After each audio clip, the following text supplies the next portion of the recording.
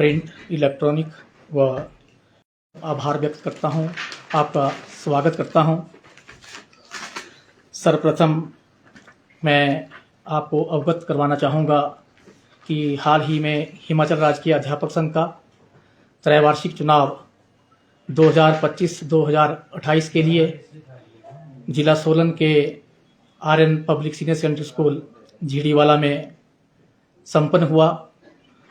इसके पर्यवेक्षक पूर्व में रहे प्रदेशाध्यक्ष श्री प्यारूराम सांख्यान जी, सेवानिवृत्त शिक्षा उपनिदेशक श्री सुदर्शन चौधरी जी, श्री सेवानिवृत्त उपनिदेशक सोलन, इसमें इनकी रहनुमाई में ये इलेक्शन हमारा संपन्न हुआ। आज इस प्रेस वार्ता में हम कुछ मुख्य मुद्दे, डिमांड्स हमारी जो है आज हम आप लोगों के समक्ष, व इसके बाद शीघ्र ही हिमाचल प्रदेश के माननीय मुख्यमंत्री श्री सुखविंदर सिंह सुक्खू जी से, शिक्षा मंत्री जी श्री रोहित ठाकुर जी, और साथ में श्री राकेश कंवर जी शिक्षा सचिव, व दोनों उप निदेशक महोदयों से इसके बाद हम मिलेंगे। कुछ हमारी डिमांड्स हैं जो कि इस प्रकार से हैं।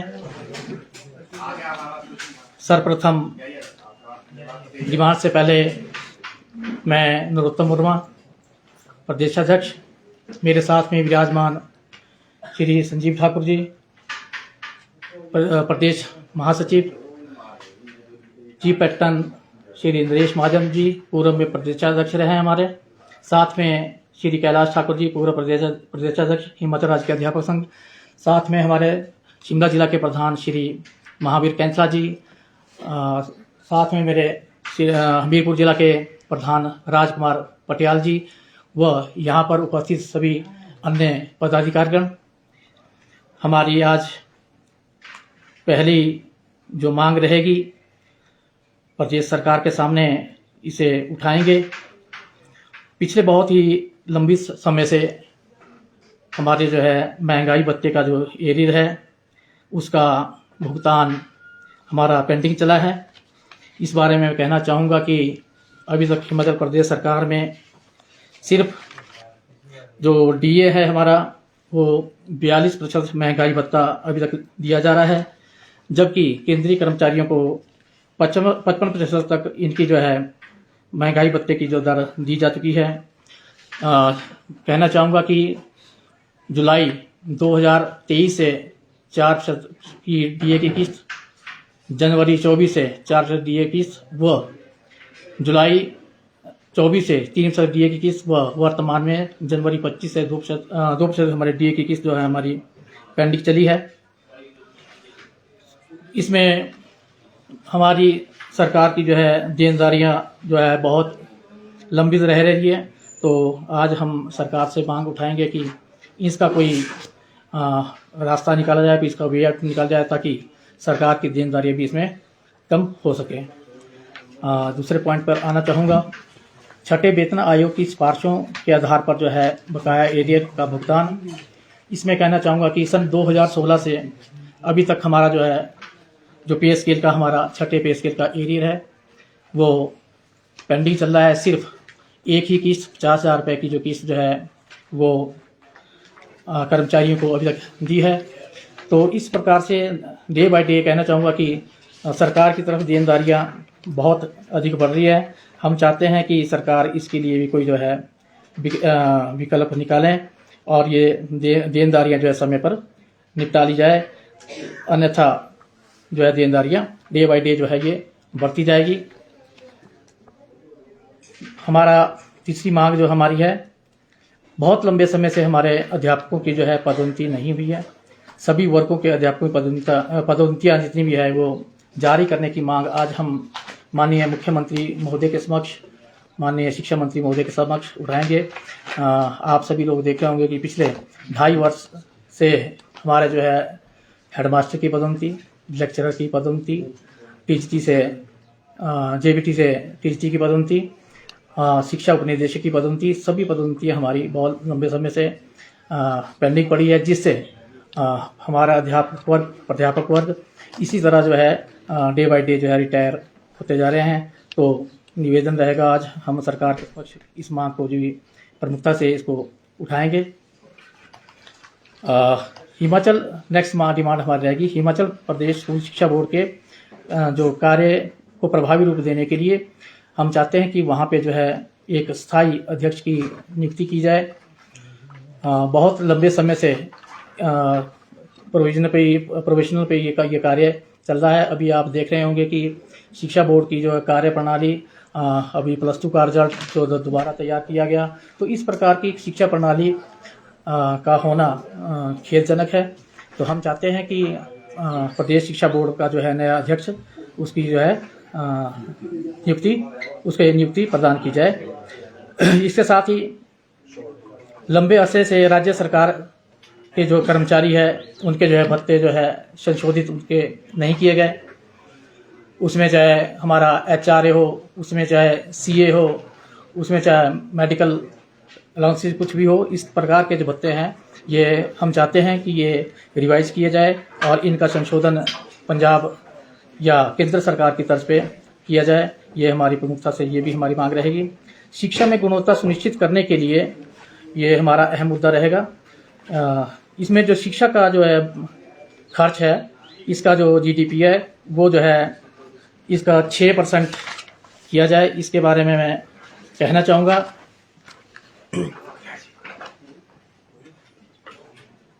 शिक्षा की गुणवत्ता पॉइंट नंबर 7 में बोलना चाहूँगा। शिक्षा की गुणवत्ता व सरकारी विद्यालय में जो नामांकन बढ़ाने के लिए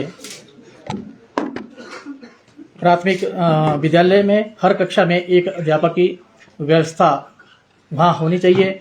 हम देख रहे हैं कि आज के समय में हमारे सरकारी स्कूलों में जो है डे बाय डे जो है एनरोलमेंट घट रही है। उसका प्रमुख कारण यही है कि हमारे पास प्राथमिक पाठशालाओं में जो है एक अध्यापक ही कार्यरत है।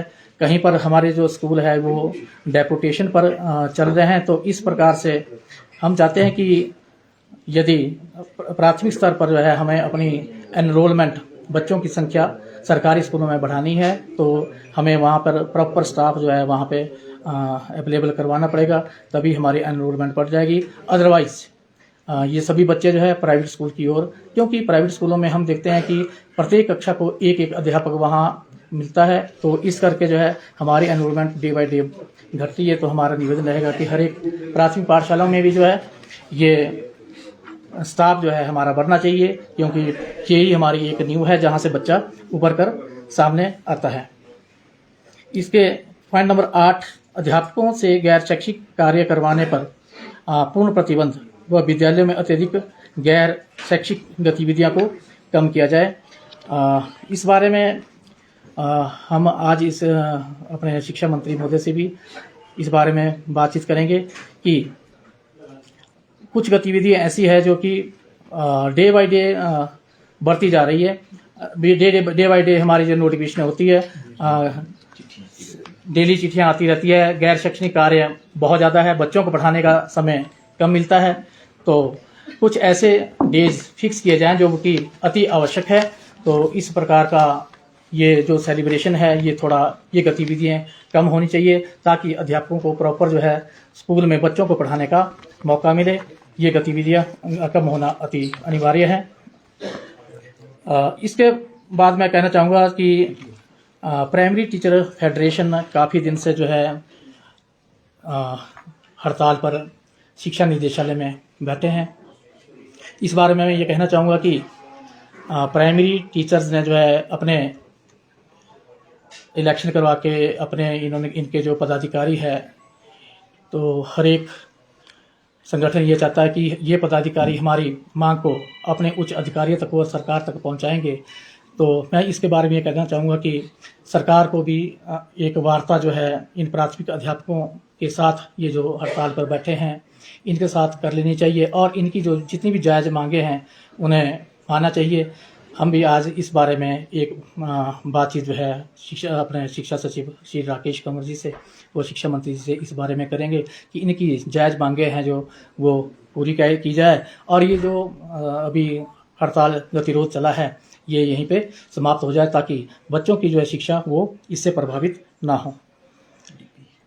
पॉइंट नंबर 10 पे कहना चाहूँगा सभी डीपी अध्यापकों के नियमों को में एक मुश्त छूट देते हुए इनको प्रवक्ता न्यू का पदनाम व सभी लाभ प्रदान किए जाएं। इसके बारे में कहना चाहूँगा कि सभी के लिए R&P रूल्स एक जैसे हैं। कुछ लोगों ने अपनी एजुकेशन को बढ़ाया है, किसी ने MPEd कर रखा है, कोई BPEd है, लेकिन जो मिनिमम इसकी एसेंशियल क्वालिफिकेशन है और R&P रूल्स है उसके तहत ही PTI से पदोन्नति DP पद के लिए होती है। लेकिन यहाँ पर शिक्षा विभाग में इनका जो दोहरा मापदंड है इस पर जो है कुछ DP साथी जो है उन्हें कम स्केल दिया जा रहा है और कुछ को प्रवक्ता का पदनाम दिया जा रहा है। तो ये दोहरा मापदंड से जो है ये लोग भी परेशान हैं, तो इन्हें जो है प्रवक्ता न्यू का पदनाम दिया जाना चाहिए, ऐसी हमारी सरकार से और शिक्षा मंत्री जी से मांग रहेगी। पॉइंट नंबर 11 पर बोलना चाहूँगा कि बहुत समय से जैसा कि आप देख रहे हैं कि अभी आप देख रहे होंगे कि पिछले 2.5 वर्षों से जो है कोई भी पदोन्नति शिक्षा विभाग में हमारी नहीं हुई है। 15 वर्ष हमारी मांग रहेगी, 15 वर्ष और 15 वर्ष से अधिक जिन अध्यापकों का इस अध्यापन कार्य में समय हो चुका है, इससे अधिक समय सेवा काल इनका पूरा होने पर जो है इनको 2 विशेष वेतन वृद्धियाँ इनको C&V की तर्ज पे दी जानी चाहिए, क्योंकि C&V अध्यापकों को जो है इनकी पदोन्नति नहीं होती है और जिनको 20 वर्ष के बाद जो है 2 विशेष वेतन वृद्धियाँ दी जाती है। तो ये भी हमारी मुख्य मांग रहेगी। 28 वर्षों से TCT कैडर जो है अभी पदोन्नति की राह देख रहा है, लेकिन पदोन्नति अभी नहीं हुई और इसी प्रकार से वो सेवानिवृत्त हो जाएंगे। तो हमारी सरकार से भी ये विशेष मांग रहेगी कि 15 वर्ष उपरांत 2 विशेष वेतन वृद्धियाँ प्रदान की जाए। सभी आउटसोर्स अध्यापकों, विशेष तौर पर कंप्यूटर अध्यापकों को शिक्षा विभाग में समायोजित करने के लिए एक ठोस नीति बनाई जाए। पिछले 22 वर्षों से हम देख रहे हैं कि हमारे साथ कंप्यूटर अध्यापक आउटसोर्स पर ही काम करते चले जा रहे हैं और उनका पूरा जीवन इसी प्रकार जो है समाप्त हो जाएगा। उनका अपना घर का पालन पोषण इस प्रकार से उसका गुजारा करना नहीं हो रहा है। तो हम चाहते हैं कि उनके लिए कोई एक विशेष ठोस नीति बनाई जाए और ताकि वो लोग भी जो है रेगुलर हो सके। पॉइंट नंबर 13 पे बात करना चाहूँगा। शिक्षा में गुणवत्ता व मानव संसाधनों के अनुकूलतम प्रयोग के संदर्भ में शिक्षा में इसमें युक्तिकरण का जो है राजकीय अध्यापक संघ हमेशा पक्षधर रहा है। इसमें कुछ मैं कहना चाहूँगा कि 2025 में अभी जो युक्तिकरण आज 2025 चला है, 2003 में युक्तिकरण का जो नियम था उस पर जो टीचर रेशो थी वो 60 बच्चों पर एक अध्यापक था।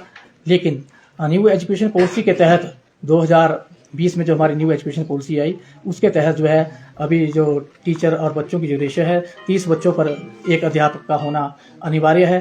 तो लेकिन अभी जो युक्तिकरण हमारी हो रही है शिक्षा विभाग में, तो इसमें जो है 2003 के नियमों को आधार बनाकर जो है शिक्षकों का युक्तिकरण किया जा रहा है। तो हम इस युक्तिकरण का हम विरोध करते हैं। हम सरकार से मांग करते हैं कि इस प्रक्रिया राष्ट्रीय शिक्षा नीति के जो 2020 के प्रावधानों के अनुरूप ये होनी चाहिए। इसके बाद में मेरा अगला पॉइंट रहेगा अर्जित अवकाश के बारे में कहना चाहूँगा कि सभी रेगुलर कर्मचारियों को 300+10 दिन का जो है अर्जित अवकाश जो है उनके खाते में उनका जमा होता है। लेकिन हमारी जो मांग यह रहेगी कि जो अर्जित अवकाश को है अध्यापकों के अर्जित अवकाश के खाते में जमा किए जाने का प्रावधान किया जाना चाहिए। मेरा कहने का मतलब यह है कि कुछ अध्यापकों के जो है अर्जित अवकाश जैसे 300 से 300+10 तक ही रहते हैं, सीमित रहते हैं। मैं ये कहना चाहता हूँ कि ये अवकाश उस खाते में उसके निरंतर जुड़ते रहने चाहिए। कई बार ऐसा होता है कि बुढ़ापे में या सेवानिवृत्ति से पहले कोई एक लंबी बीमारी ऐसी लग जाती है और उनका जो है अवकाश वो जो अर्जित अवकाश 300 दिन का उनकी पूरी मेहनत होती है वो अवकाश उनका उस बीमारी में चला जाता है। तो मैं ये कहना चाहता हूँ कि ये 300 दिन का जो अवकाश है इसमें ये जो हमारे अर्जित अवकाश जो मिलते हैं 20 दिन जो है मिलते हैं, वो जो है हर वर्ष वो जुड़ते रहने चाहिए, चाहे उसे वो ले या ना ले, ये निरंतर ये जुड़ने की प्रक्रिया इसमें चलती रहनी चाहिए, ताकि बुढ़ापे के समय या सेवानिवृत्ति के समय कोई भी समस्या कर्मचारी को ना आए। अध्यापकों की सेवानिवृत्ति जो है 58 वर्ष से बढ़कर 62 वर्ष की जाए। हम देख रहे हैं कि सरकार भी इसमें बहुत जल्द ही फैसला शायद लेने वाली है कि ये सेवानिवृत्ति की आयु 58 वर्ष से जो है 62 वर्ष 59 वर्ष की जाए या 60 वर्ष की जाए। लेकिन हमारे संगठन की ये मांग रहेगी कि ये सेवानिवृत्ति की आयु 58 वर्ष से बढ़कर जो है 62 वर्ष हो जानी चाहिए, क्योंकि हमारे बहुत से कर्मचारी ऐसे हैं जो कि इस शिक्षा विभाग में या कहीं भी इस समय हिमाचल प्रदेश में कोने कोने पे नौकरी कर रहे हैं। वो जो है 52-54 साल में वो लोग जो है रेगुलर हुए हैं, तो उन्हें भी थोड़ा मौका मिल जाए ताकि वो अपना ओपीएस या पेंशन लायक इसमें उनकी सर्विस उसके लिए काउंट हो जाए। तो हमारी ये निवेदन रहेगा कि ये उम्र जो है 58 वर्ष से बढ़कर जो है 62 वर्ष हो जानी चाहिए। पिछले पॉइंट नंबर 16 पे बात करना चाहूँगा। एसएमसी अध्यापकों के नियमित करने के लिए नीति बहुत लंबे समय से जो है माननीय शिक्षा मंत्री ने भी इसके लिए एक कमेटी का गठन किया था। तो मैं ये कहना चाहूँगा कि ये बहुत लंबी हमारी मांग होगी। तो ये हमारे एसएमसी पे जो है 2500 के करीब हमारे अध्यापक इस समय शिक्षा विभाग में सेवाएं दे रहे हैं। तो मेरा निवेदन रहेगा प्रदेश सरकार से कि इनके लिए भी जो है एक इनको रेगुलर करने के लिए या इनको कोई एक ठोस नीति बनाई जाए। पॉइंट नंबर 17 पर बात करना चाहूँगा। प्रधानाचार्य के कार्य ग्रहण व त्याग से संबंधित 7/7/2023 के शिक्षा सचिव के द्वारा एक चिट्ठी जो जारी की गई, उस ज्ञापन को तुरंत प्रभाव से वापस लेने की हम मांग करते हैं। इसमें रिलीविंग और ज्वाइनिंग से संबंधित कहना चाहूँगा कि किसी भी प्रधानाचार्य ने यदि रिलीव होना है या कहीं पाठशाला में रिलीव होने के बाद ज्वाइन करना है, तो उन्हें अपनी ज्वाइनिंग की रिपोर्ट जो है उप शिक्षा निदेशक के पास जाकर जमा करवानी होती थी या वहाँ से उन्हें रिलीव होना पड़ता था। तो हम सभी लोग इससे परिचित हैं कि प्रदेश में जो है मुख्यालय जो प्रदेश में जिला मुख्यालय है दूर दूर स्थित है, तो इसमें आने जाने की कठिनाई बहुत ज़्यादा रहती है। तो हम चाहते हैं कि ये जो है 7/7/2023 की जो है शिक्षा सचिव महोदय द्वारा जो चिट्ठी निकाली गई है उसे तुरंत प्रभाव से इसे वापस लिया जाए। और इसके बाद अंत में संघ उन संगठनों की सभी गतिविधियों पर तुरंत रोक लगाने की मांग करता है जो ना तो कहीं पर कानूनी रूप से पंजीकृत है और ना ही उनकी कहीं कानूनी संबद्धता है। ये संगठन सिर्फ अपनी गतिविधियों के नाम पर जो है प्रदेश सरकार से अनेक प्रकार की रियायतें लेकर सरकार के पैसे, समय व विद्यार्थियों की पढ़ाई के साथ अन्याय कर रहे हैं। तो ऐसी सभी गतिविधियों पर, ऐसे सभी पदाधिकारियों पर रोक लगनी चाहिए जो कि गैर कानूनी है। अंत में मैं आप सभी प्रेस बंधुओं का, प्रिंट मीडिया का यहाँ पहुँचने पर और आज हमारे बीच आप इतनी भारी मात्रा में यहाँ पहुँचे हैं, मैं आपका हिमाचल राज्य के अध्यापक संघ की राज्य कार्यकारिणी की ओर से एक बार पुनः आभार व्यक्त करता हूँ, अभिनंदन करता हूँ, धन्यवाद प्रस्तुत करता हूँ और आशा करता हूँ कि आप यहाँ पर आज इस पत्रकार वार्ता में हमारे संगठन द्वारा उठाए गए जितने भी हमारे मुद्दे थे उसे आप प्रमुखता से जो है देश प्रदेश के कोने में अपने माध्यम से पहुँचाएंगे। इसी के साथ एक बार फिर धन्यवाद। जय हिंद, जय हिमाचल राज्य के अध्यापक संघ। आपका जो संगठन है वो अब अस्तित्व में आया ऐसा कहा जा रहा है। जो वीरेंद्र चौहान कह रहे हैं कि आपकी जो संघ है वो असंवैधानिक है, गैर कानूनी है, ये उनका कहना है। धन्यवाद, आपका प्रश्न आया। वीरेंद्र चौहान जी क्या क्या कहते हैं ये तो शायद आप लोगों को भी पता है और हमें भी पता है। हमारा संगठन अगर अस्तित्व की बात है तो यहाँ पर जैसे महाराष्ट्र के अंदर 2-2 शिवसेनाएं चल रही है, एनसीपी चल रही है, तो इसी प्रकार से हमारा संगठन चल रहा है। 2019 में वीरेंद्र चौहान इस संगठन के प्रेसिडेंट 2013 से है। इससे पहले कि कौन असली है कौन नकली है, मैं बताना चाहता हूं कि उन्होंने हम सबको अंधेरे में रखा है। उनका जिस संगठन को वो 10-12 साल से चला रहे हैं वो संगठन कहीं रजिस्टर्ड भी नहीं है। पहली जो बात है जो कोर्ट में बाहर आ रही है, वो कोर्ट में कोई रजिस्ट्रेशन सर्टिफिकेट जो है प्रोड्यूस नहीं कर पाए हैं। पता नहीं कब से ये छापने, ये जो हम भी छाप रहे हैं, हम ये नहीं कहते कि हम नहीं छाप रहे हैं, क्योंकि हम क्लेम कर रहे हैं कि हम एसजीटीयू को हम क्लेम कर रहे हैं जो वीरेंद्र चौहान ऑन करता था। आपके प्रश्न पे आता हूं पहले मैं, वो आप कह रहे हैं कि कौन सा संगठन है। 2019 में क्या हुआ कि जब चुनाव हो रहे थे, बड़े जोरों शोरों से हमारे चुनाव हुए थे। सबसे जो भीड़ देखी गई वो हमीरपुर में देखी गई, जहां एक ब्लॉक में 500-600 अध्यापकों ने चुनावों में भाग लिया। और अंत में क्या हुआ कि हर एक डिस्ट्रिक्ट की मेंबरशिप डिस्क्लोज की जा रही थी और होनी थी वो, और उस प्रचलन को वीरेंद्र चौहान ने आखिर में स्टॉप कर दिया शिमला डिस्ट्रिक्ट के चुनाव के बाद, और इससे एक धड़ा रुष्ट हो गया। और जो हमारे बड़े बड़े जिले थे 5, वो 6 जिले, वो शिमला जो चुनाव होने थे 9 नवंबर 2019 को, उन चुनावों में वो नहीं आए, क्योंकि उन्होंने पहले नोटिस दे दिया था कि अगर आप डिस्क्लोज नहीं करेंगे हम सेपरेट चुनाव करवाएंगे। तो इन्होंने सेपरेट चुनाव करवाए मटैनी हमीरपुर में। इनकी संख्या भटक ऊपर की संख्या से ज्यादा थी, तब हम भी वीरेंद्र चौहान के साथ थे। कैलाश ठाकुर हूं मैं वीरेंद्र चौहान के साथ था। 2019 में इसके 2 धड़े हो गए। वीरेंद्र चौहान जी कोर्ट में जाते हैं, इनके संगठन को चुनौती देते हैं, लेकिन यहां पर जो उन्होंने एप्लीकेशन अंडर सेक्शन 39 रूल 1 और 2 फाइल की थी, उसमें जुरिस्डिक्शन के आधार पर वीरेंद्र चौहान की जो एप्लीकेशन उसको डिसमिस कर दिया गया। मैं बता दूं कि उस हिसाब से कोर्ट में अभी भी नरेश महाजन का गुट जिंदा था। इसके बाद में, क्योंकि वीरेंद्र चौहान का जो काम करने का तरीका है वो ये है कि मैं ही हूं, बाकी कोई दूसरा नहीं है। हमारे जो हम वीरेंद्र चौहान के साथ थे 6 डिस्ट्रिक्ट, हम भी बाद में वीरेंद्र चौहान के अगेंस्ट हो गए। हमारे अधिकांश लोग एंटी हो गए, और हमने एक हाउस बुलाया भटक ऊपर यहाँ पे संजौली में 10/4/2022 को, और उस हाउस में विधिवत वीरेंद्र चौहान को निष्कासित किया गया। और वो आज बोलता कि मैं प्रधान हूं। क्या वीरेंद्र चौहान के उस निष्कासन को किसी कोर्ट ने गलत ठहराया है? मैं ये कहूंगा, अगर ठहराया है तो हम गलत हैं, अगर नहीं ठहराया तो उस निष्कासन के खिलाफ वो कोर्ट में गया है। कोर्ट में अभी तक कोई डिसीजन नहीं आया।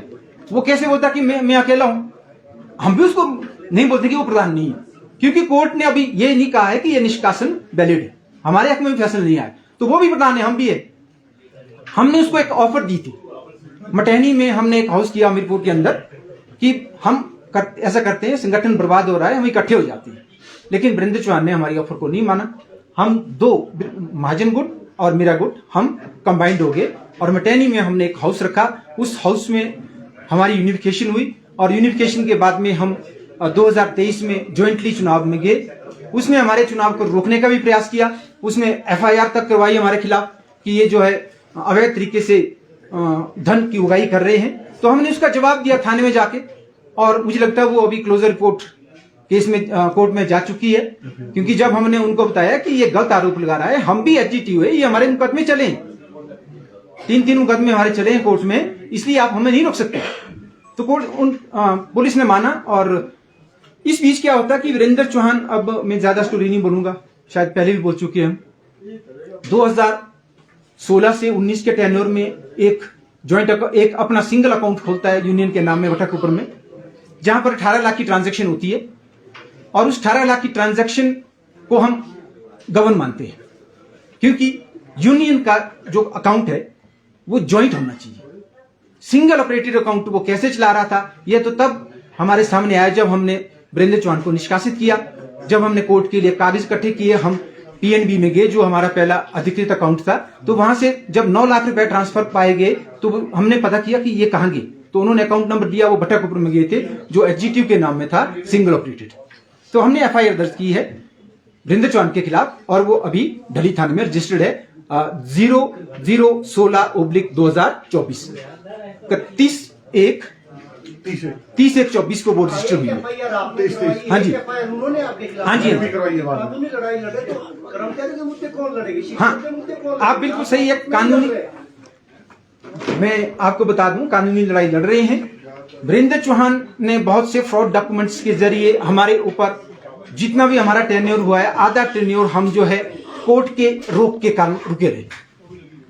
हमने तो प्रयास किया था कि अध्यापकों की लड़ाई लड़नी, हमारे को एक होना चाहिए, लेकिन वीरेंद्र चौहान ने प्रधान बनना है। हमने इतनी तक ऑफर दी थी कि एक ज्वाइंट हाउस बुलाते हैं, सभी टीचरों को बुला दो, अगर आप एक्चुअल में लीडर हो फेस करो, अगर आप जीत जाते हैं हम मान जाएंगे आप प्रधान है, हमारे भी आप प्रधान है। लेकिन अगर आपके पास में आधार नहीं है और आप जो है कोई बेतुकी बात कहीं पर प्रेस में जाके बोलते रहते कि मैं ही असली प्रधान हूं, तो इस तरह तो नहीं चलेगा। अब कोर्ट में चले तो कोर्ट में लड़ाई करो, कोर्ट में लड़ रहे हैं। अभी डिस्ट्रिक्ट कोर्ट ने हमारी फेवर में डिसीजन दिया था, हमारे पर से रोक हटा दी थी, तो अब वो पहुंच गए हाई कोर्ट, रिट में चले गए।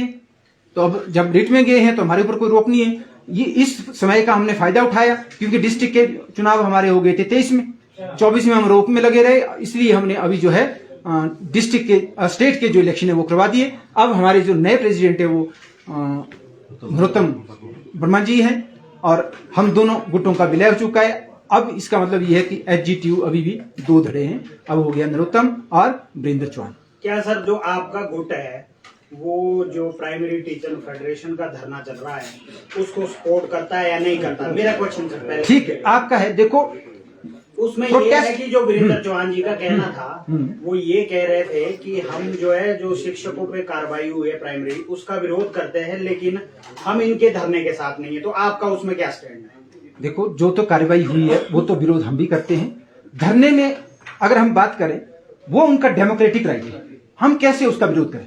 वो डेमोक्रेटिक राइट है, गवर्नमेंट उनसे डायलॉग करे, डायलॉग के बाद में अगर गवर्नमेंट की बात नहीं मानती है, क्योंकि जो उनकी जेन्युइन डिमांड है वो तो माननी पड़ेगी, अगर नहीं मानते हैं तो मुझे नहीं लगता कि PTF के जो लोग हैं वो इतने प्रबुद्ध लोग हैं कि वो समझ जाएंगे कि अगर कोई जेन्युइन डिमांड नहीं होगी तो वो पीछे हट जाएंगे।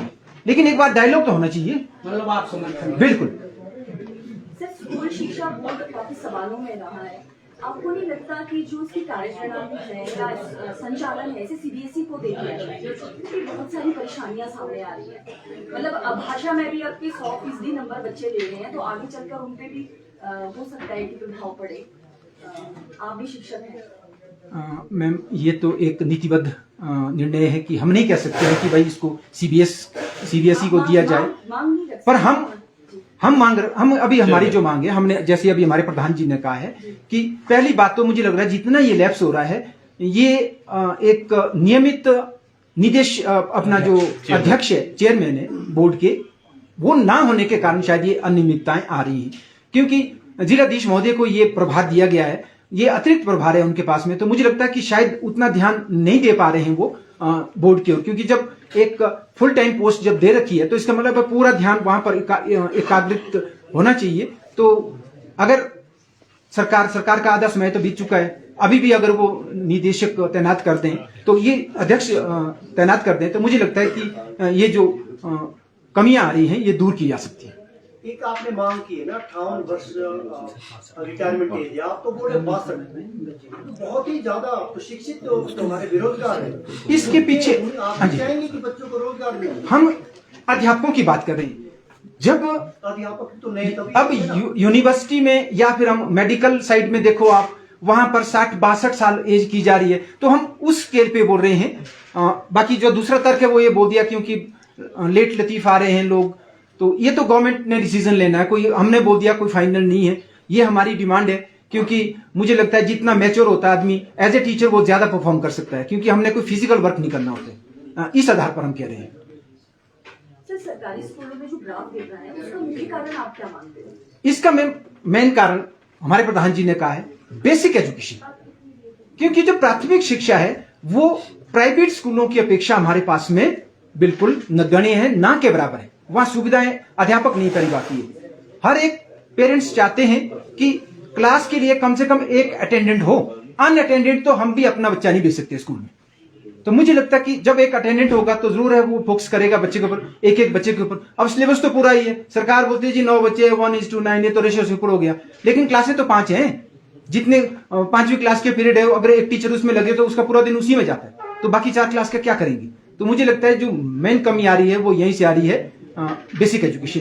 उसको आप बेसिक एजुकेशन की बात की तो आधे से ज्यादा समय तो यहाँ पर अध्यापकों का गुटबाजी राजनीति में बीत जाता है, तो बच्चों पर फोकस कैसे कर पाएंगे जब आधे से ज्यादा समय यहाँ राजनीति में बीत जा रहा है? सर, ये जो आप बोल रहे हैं आधे से ज्यादा समय, मुझे लगता है कि हम लोगों में से आज हम सब अपनी छुट्टी लेके आए, और ये जो काम है आप देख लीजिए, जहां हम स्कूल में हैं वहां हमारा रिजल्ट देख लीजिए, या बच्चों से जाके देख लीजिए कि जो बाकी जो मुझे इस बात को कहने में कोई अतिशयोक्ति नहीं है कि जो ऑर्गेनाइजेशन से जुड़े हुए टीचर्स होते हैं वो क्लासरूम में भी परफॉर्म करते हैं।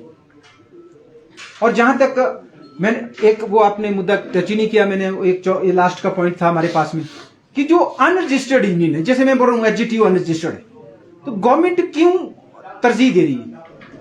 ये इन लोगों को मैं चिट्ठी लाया हूं, हम लोगों को 20 स्पेशल कैजुअली मिलती है, हालांकि हम क्लेम नहीं करते हैं, मैंने कभी क्लेम नहीं किया। 20 स्पेशल कैजुअली वीरेंद्र चौहान का रिकॉर्ड हम अगर चाहेंगे अगली बार आरटीआई प्रोड्यूस कर देंगे आपको, और वो भी एक अनरजिस्टर्ड यूनियन जो रजिस्टर्ड ही नहीं है। क्यों नहीं सरकार इनको बाहर करती है? आरटीआई लगाई थी मैंने, आरटीआई में सिर्फ 2 रजिस्ट्रेशन कॉपियां मिली मुझे 14 यूनियन में से, जिसको रिकॉग्नाइज करने को बोल रहे हैं, 14 में से 2 की ही रजिस्ट्रेशन नंबर बोली। जब मैंने पूछा कि कहां होते हैं, बोला सोसाइटी एक्ट के तहत रजिस्टर्ड होते हैं, तो क्यों नहीं है वो रजिस्टर्ड? कोई जवाब नहीं आया उनका। दीपिका जी ने कहा कि सरकारी क्षेत्र में शिक्षा में गुणवत्ता नहीं आ रही है। मैं दीपिका जी कहना चाहूंगा, आप देख रहे होंगे हमारे 0 एनरोलमेंट के स्कूल अभी 1700 बंद हो गए। आज भी एक नोटिफाई हुआ है, हमारी पोस्टें साइंस स्ट्रीम की जो है 44 स्कूलों में कहीं 1, कहीं 2, कहीं 4 चली गई। जब बच्चे ही 0 हैं, अध्यापक बैठे वहां क्या कर रहे थे? क्या अध्यापकों इतनी तनख्वाह ले रहे थे? मैं उन अध्यापकों के लिए भी कहना चाहूंगा, उनका दायित्व बनता था रिटर्न में देते कि जहां पे अध्यापक नहीं है हमें वहां पे शिफ्ट कर दिया जाए। प्राइमरी स्कूल आप देख रहे होंगे कितने बंद हो गए। शिक्षा विभाग में बैठे मैं वो हमारे एक तो मेन मुद्दा ये भी रहेगा आपके बीच में, जो हमारे डेपुटेशन पे लोग डिप्टी डायरेक्टर डायरेक्टरेट में बैठे हैं उनको वापस स्कूलों में भेजा जाए। 150 से ज्यादा तो सर नीचे बैठे। मैंने वही बोला। और ये जो 100 कॉल्ड प्रेसिडेंट आपके बीच में आते हैं, बार बार बातें करते हैं, वो भी खुद निदेशालय में बैठे हैं। और फॉरेन का टूर लगाना है तो वो फंसे रहेंगे उसमें जाके कि मैं नहीं जाना है। वो सड़क पे भी लंबे पड़ जाएंगे, आपको भी दिखाएंगे कि मैं पड़ गया लंबा। वो ऐसी होच्छी हरकत पे आ जाएगा जब उसको बोल दिया कि आप सिंगापुर के लिए रिकमेंडेड है, और बोलेगा लो जी यार सरकार बहुत अच्छा चल रही है, तब दूसरी प्रेस कॉन्फ्रेंस में आ जाएंगे। मैं आप लोगों को बिल्कुल क्लियर कर देना चाहता हूं कि अगर ये संघ भी, कैलाश जी ने, मेरे भाई ने कहा कि रजिस्टर्ड नहीं है, हम भी ये चाहेंगे कि इसकी मान्यता भी रद्द हो जानी चाहिए। हम उसके तहत अपना नीचे हटने को तैयार हैं, लेकिन इस संगठन का कहीं भी ना रजिस्ट्रेशन है, उसको कॉपी भी आपको दे देंगे, ना ही कहीं कोई एफिलिएशन की बात है। ये झूठे दावे करता आया है, ना इससे कोई रिकॉर्ड प्रोड्यूस हो पाया, तभी हर एक कोर्ट में जाके हारता जा रहा है। इसको मुंह की खानी पड़ेगी। मैं आज भी बोल रहा हूं, इसके साथ ना मांस है ना इसकी हड्डियां है। मांस भी नहीं है, हड्डियां भी नहीं है, ये छड़फटा रहा है। जैसे वो बोलते हैं कि जब गिद्दड़ की मौत आती है ना, वो शहर की ओर भागता है। वो शहर निदेशालय में आके बैठ गया। इसको लगाया झुंगा में था, गांव में नहीं जा पाया, ये जो घर के पास था यहां पे आके, अब इसकी गिद्दड़ की मौत आने वाली है।